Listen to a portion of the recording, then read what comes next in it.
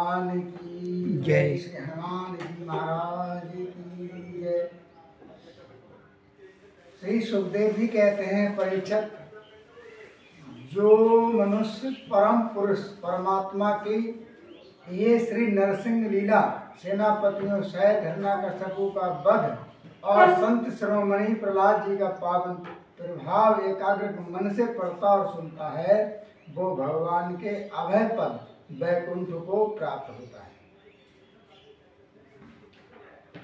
आपने कल तक की कथा में ये जो प्रहलाद जी की कथा है, ये 9 अध्याय में है, 7वें स्कंद में।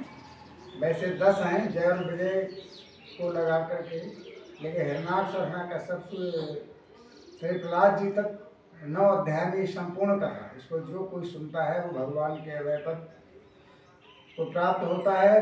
अब प्रहलाद जी के राज्याभिषेक और त्रिपुदहन की कथा। श्री नारद जी कहते हैं, प्रहलाद जी ने बालक होने पर भी ये साधा समझ लिया कि वरदान मांगना प्रेम भक्ति का विघ्न है, इसलिए कुछ मुस्कुराते हुए वे भगवान से बोले। जब भगवान ने बहुत कहा कुछ मांगो मांगो, तब प्रहलाद जी ने कहा, प्रभु मैं जन्मों से ही विषय भोगों में आसक्त हूँ। आप मुझे इन वरों के द्वारा आप लुभाइए नहीं। मैं उन भोगों के संग से डरकर उनके द्वारा होने वाली तीव्र वेदना का अनुभव कर उससे छूटने की अभिलाषा से ही आपकी शरण में आया हूँ। भगवान, मुझ में भक्ति के लक्षण हैं या नहीं, ये जानने के लिए आपने अपने भक्तों को वरदान मांगने की और प्रेरित किया है।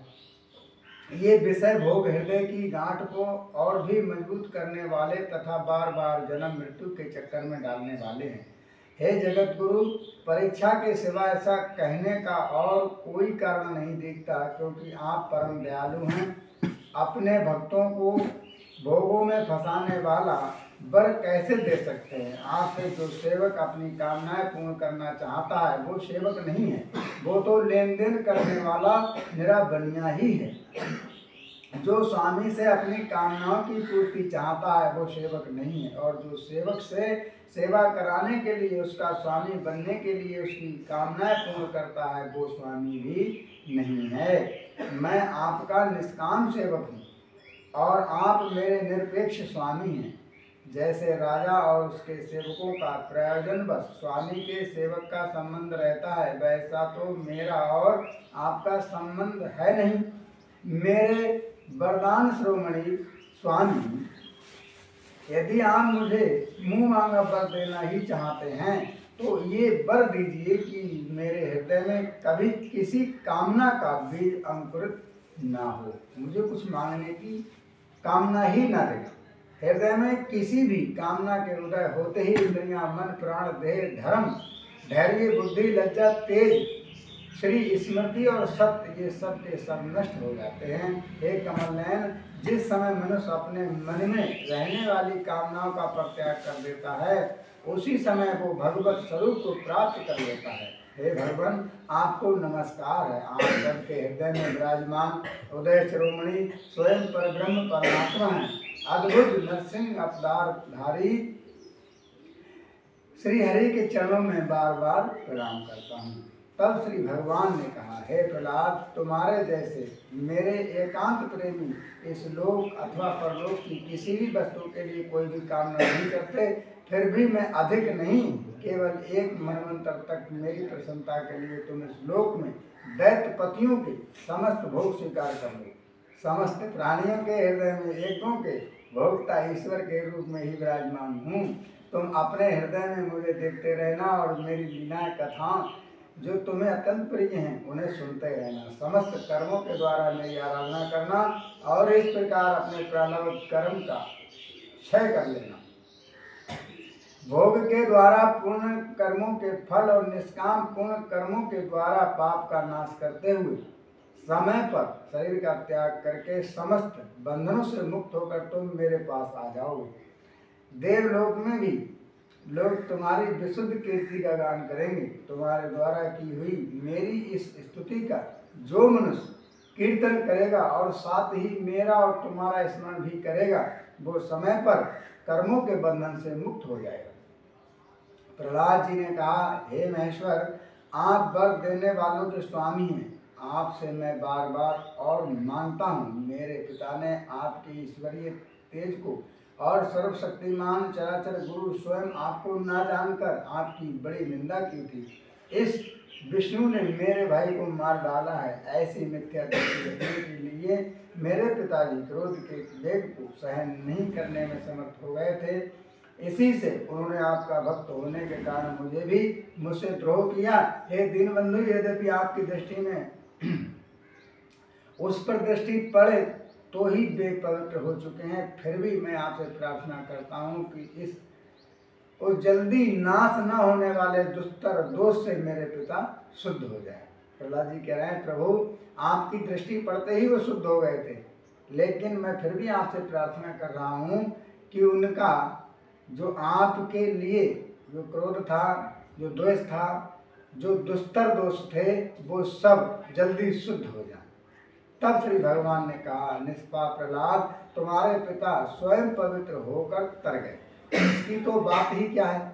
यदि उनकी 21 पीढ़ियों के पितर भी होते तो सब तर जाते, क्योंकि तुम्हारे जैसा कुल को पवित्र करने वाला पुत्र उनको प्राप्त हुआ है।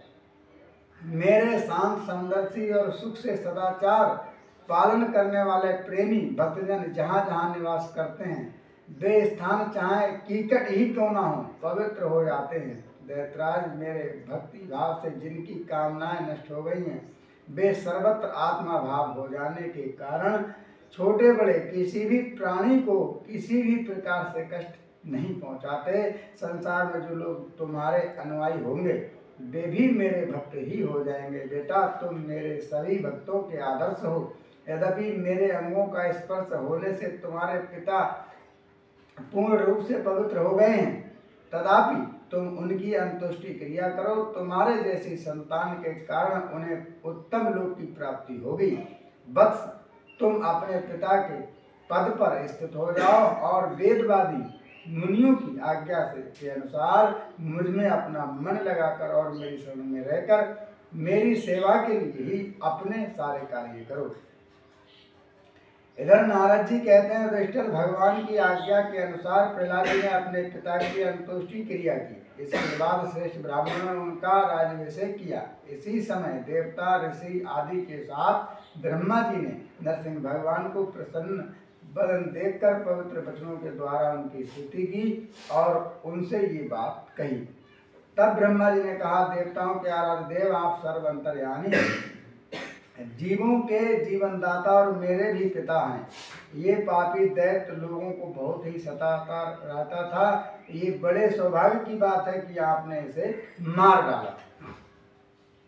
मैंने इसे वरदान दिया था कि मेरी सृष्टि का कोई भी प्राणी तुम्हारा वध न कर सकेगा। इससे ये मतवाला हो गया था। तपस्या, योग और बल के कारण उछल कूद होकर इसने वेद विधियों का उच्छेदन कर दिया था। ये भी बड़े सौभाग्य की बात है कि इसके पुत्र परम भागवत सुहृदय नन्हे से शिशु प्रहलाद को आपने मृत्यु के मुख से छुड़ा लिया, तथा ये बड़े ही आनंद और मंगल की बात है कि वो अब आपकी शरण में है। हे भगवान, आपके इस नरसिंह रूप का ध्यान जो कोई एकाग्र मन से करेगा उसे ये सब प्रकार के भयों से बचा लेगा। यहाँ तक कि मारने की इच्छा से आई हुई मृत्यु भी उसका कुछ नहीं बिगाड़ सकेगी। श्री भगवान बोले, ब्रह्मा जी, आप दैत्यों को ऐसा वर न दिया करें। खबरदार, आज के बाद ऐसा वरदान किसी को दिया। जो स्वभाव से ही क्रूर हैं उनको दिया हुआ वर तो वैसा ही है जैसा सांपों को दूध पिलाना। नारद जी कहते हैं, युधिष्ठिर, नरसिंह भगवान इतना कहकर और ब्रह्मा जी के द्वारा की हुई पूजा स्वीकार करके वही अंतर ध्यान समस्त प्राणियों के लिए अदृश्य हो गए। इसके बाद ब्रह्मा जी ने भक्त वत्सल स्वरूप ब्रह्मा, शंकर की तथा प्रजापति और देवताओं की पूजा करके उन्हें माथा टेक कर प्रणाम किया। प्रहलाद जी ने सभी को प्रणाम किया। प्रहलाद जी के बाद तब शुक्राचार्य आदि मुनियों के साथ ब्रह्मा जी प्रहलाद जी को समस्त दानव और दैत्यों का अधिपति बना दिया। फिर ब्रह्मा आदि देवताओं ने प्रहलाद जी का अभिनंदन किया, उन्हें शुभ आशीर्वाद दिया। अब प्रहलाद जी यथा योग सबका सत्कार किया और वे लोग अपने अपने लोगों को चले गए। युधिष्ठिर महाराज, इस प्रकार भगवान के वे दोनों पार्षद जय और विजय दिति के पुत्र दैत्य हो गए थे। वे भगवान से बैर भाव रखते थे। उनके हृदय में रहने वाले भगवान ने उनका उद्धार करने के लिए उन्हें मार डाला। ऋषियों के श्राप के कारण उनकी मुक्ति नहीं हुई थी। वे फिर से कुंभकर्ण और रावण के रूप में राक्षस हुए। उस समय भगवान श्री राम के पराक्रम से उनका अंत हुआ। युद्ध में भगवान राम के बाणों से उनका कलेजा फट गया। वहीं पड़े पड़े पूर्व जन्म की भांति भगवान का स्मरण करते करते उन्होंने अपने शरीर को छोड़ दिया। वे ही अब इस युग में शिशुपाल और दंतवक्र के रूप में पैदा हुए थे। भगवान के प्रति वैरभाव होने के कारण तुम्हारे सामने ही उनमें समा गए। हे युधिष्ठिर, श्री कृष्ण ने शत्रुता रखने वाले सभी राजा अंत समय में श्री कृष्ण के स्मरण से तद्रुप होकर अपने पूर्वकृत पापों से सदा के लिए मुक्त हो गए। जैसे भृगी के द्वारा पकड़ा हुआ कीड़ा भय से ही उसका रूप प्राप्त कर लेता है, जिस प्रकार भगवान के प्यारे भक्त अपनी भेदभाव रहित अनन्य भक्ति के द्वारा भक्त भगवान को प्राप्त कर लेते हैं, वैसे ही शिशुपाल और नरपति भी भगवान के बैर भाव जनित अनन्य चिंतन से भगवान के शाम स्वरूप को प्राप्त हो गए। युधिष्ठिर महाराज, तुमने मुझसे पूछा था कि भगवान से द्वेष करने वाले शिशुपाल आदि को उनसे स्वरूप की प्राप्ति कैसे हुई, स्वरूप की प्राप्ति कैसे हुई, उसका उत्तर मैंने तुम्हें दे दिया। ब्राह्मण देव परमात्मा श्री कृष्ण का ये परम पवित्र अवतार चरित्र है। इसमें हिरणाक्ष और हिरण्यकश्यप इन दोनों दैत्यों के वध का वर्णन है। इस संसार में इस प्रसंग में भगवान के परम भक्त प्रहलाद का चरित्र भक्ति, ज्ञान, वैराग्य एवं संसार की सृष्टि, स्थिति और प्रलय के स्वामी श्री हरि के यथार्थ स्वरूप तथा उनके दिव्य गुण एवं लीलाओं का वर्णन है। इस आख्यान में देवता और दैत्यों के पदों में काल चक्र से जो महान परिवर्तन होता है उसका भी निरूपण किया गया है, जिसके द्वारा भगवान की प्राप्ति होती है। उस भागवत धर्म का ही वर्णन है। आध्यात्म के संबंध में भी सभी ज्ञान योग बातें भी हैं। भगवान के पराक्रम से पूर्ण इस पवित्र आख्यान को जो कोई पुरुष श्रद्धा से कीर्तन करता और सुनता है वो कर्म बंधन से मुक्त हो जाता है। और जो मनुष्य इस परम पुरुष परमात्मा की नरसिंह लीला, सेनापतियों सहित हिरण्यकश्यप का वध और संत शिरोमणि प्रहलाद जी का पावन पवित्र एकांत मन से पढ़ता और सुनता है, वो भगवान के हृदय तक वैकुंठ को प्राप्त होता है।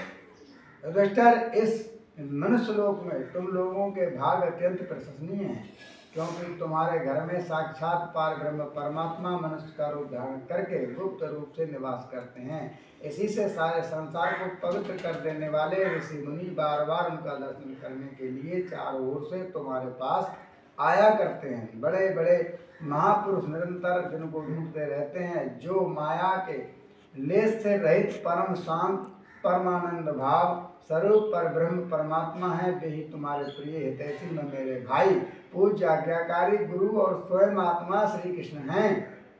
शंकर ब्रह्मा आदि भी अपनी सारी बुद्धि लगाकर वे ये हैं, इस रूप में उनका वर्णन नहीं कर सके, फिर हम तो कर ही कैसे सकते हैं। हम तो मौन भक्ति और संयम के द्वारा ही उनकी पूजा करते हैं।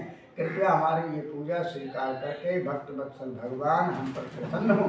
युधिष्ठिर, यही एकमात्र आराध्य देव है। प्राचीन काल में बहुत बड़े मायावी मायासुर ने जब रुद्रदेव की कामनीय कीर्ति में कलंक लगाना चाहता था, तब इन्हीं भगवान श्री कृष्ण ने फिर से उनके यश की रक्षा और विस्तार किया था।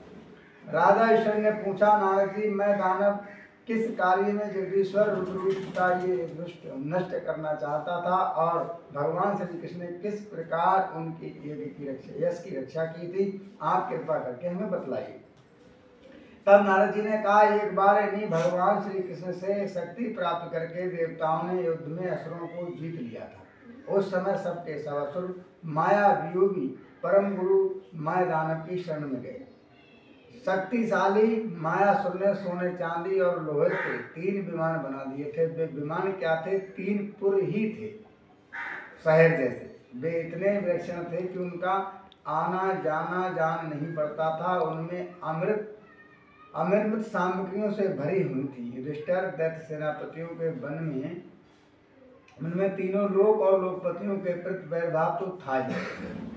अब उसकी याद करके उन तीनों विमानों के द्वारा वे उनमें छिपे रहकर सबका नाश करने लगे। तब लोकपालों के साथ सारी प्रजा भगवान शंकर की शरण में गई और उनसे प्रार्थना की, प्रभु त्रिपुर में रहने वाला असुर हमारा नाश कर रहा है। हम आपके हैं, आपकी शरण में हैं, अतः देव आदि देव हमारी रक्षा कीजिए। उनकी प्रार्थना सुनकर भगवान शंकर ने कृपापूर्ण शब्द में कहा, डरो मत। फिर उन्होंने अपने धनुष पर बाण चलाकर 3 पुरों पर छोड़ दिया। उनके उस बाण से सूर्यमंडल से निकलने वाली किरणों के समान अन्य बहुत से बाण निकले, उनमें से मानो आग की लपटें निकल रही हों। उनके कारण उन पुरों का दिखना बंद हो गया। उनसे स्पर्श से विमानवासी निष्प्राण होकर गिर पड़े। मायावी मैं बहुत से उपाय जानता था, वो उन दैत्यों को उठा लाया और अपने बनाए हुए अमृत के कुंड में डाल दिया। उस सिद्ध अमृत का रस का पान करते ही वे असुरों का शरीर अत्यंत तेजस्वी और वज्र के समान सुदृढ़ हो गया। वे बादलों को विदीर्ण करने वाली बिजली की आग की तरह फिर उठकर खड़े हो गए। इन्हीं भगवान श्री कृष्ण ने जब देखा कि महादेव जी तो अपना संकल्प पूर्ण न होने के कारण उदास हो गए, तब उन असुरों पर विजय प्राप्त करने के लिए इन्होंने एक युक्ति की। यही भगवान विष्णु उस समय गौ बन गए और ब्रह्मा जी को बछड़ा बना दिया। दोनों ही मध्य हृदय के समय उन तीनों पुरी में गए और उस सिद्ध स्वर कुएं का सारा अमृत पी आए। यद्यपि उसके रक्षक दैत्य इन दोनों को देख रहे थे, फिर भी भगवान की माया से वे इतने मोहित हो गए कि इन्हें रोक न सके। जब उपाय जानने वालों में श्रेष्ठ मायासुर को ये बात मालूम हुई, तब भगवान की इस लीला का स्मरण करके उसे कोई शोक न हुआ। शोक करने वाले अमृत राक्षसों से उसने कहा, भाई देवता, असुर, मनुष्य अथवा और कोई भी प्राणी अपने पराय अथवा दोनों के लिए प्रलब्ध का विधान है, उसे कोई मिटा नहीं सकता। जो होना था सो हो गया, शोक करने से क्या करना है। इसके बाद भगवान श्री कृष्ण ने अपनी शक्तियों के द्वारा भगवान शंकर के युद्ध की सामग्री तैयार की। उन्होंने धर्म से रथ, ज्ञान से सारथी, वैराग्य से ध्वजा, ऐश्वर्य से घोड़े और तपस्या से धनुष, विद्या से कवच, क्रिया से बाण और अपनी अनन्य शक्तियों से अनन्य वस्तुओं का निर्माण किया। इन सामग्रियों से सब धसकर भगवान शंकर पर सवार हुए एवं धनुष बाण धारण किया। भगवान शंकर ने अभिजित मुहूर्त में धनुष बाण चढ़ाया और तीनों दुर्भेद्य विमानों को भस्म कर दिया। युधिष्ठिर उसी समय स्वर्ग में से दुदम्बियां बजने लगी, सैकड़ों विमानों की भीड़ लग गई। देवता, ऋषि, पितर और सिद्धेश्वर आनंद से जय जयकार करते हुए पुष्पों की वर्षा करने लगे। अप्सराएं नाचने और गाने लगी। युधिष्ठिर इस प्रकार उन तीनों पुरों को जलाकर भगवान शंकर ने पुरारी की पदवी प्राप्त की। उसी दिन से भगवान शंकर को पुरारी भी कहते हैं और ब्रह्मा जी की स्तुति सुनते हुए अपने अपने धाम को चले गए। आत्मा स्वरूप जगत गुरु भगवान श्री कृष्ण इस प्रकार अपनी माया से जो मनुष्यों की सी लीलाएं करते हैं, ऋषि लोग उन्हीं अनेकों लोक पावन लीलाओं का गान किया करते हैं। बताओ अब मैं तुम्हें क्या सुनाऊं। बोले कृष्ण भगवान की जय। श्रीमद्भागवत महापुराण की जय। इत श्रीमद्भागवत पुराणे परमहंसा संहिताएं सप्तम स्कंदे युधिष्ठिर और नारद जी का संवाद समाप्त। अब कल की जो कथा होगी वो मानव धर्म, वर्णाधर्म और स्त्री का धर्म निरूपण, कल की कथा। जय श्री राधे, जय श्री।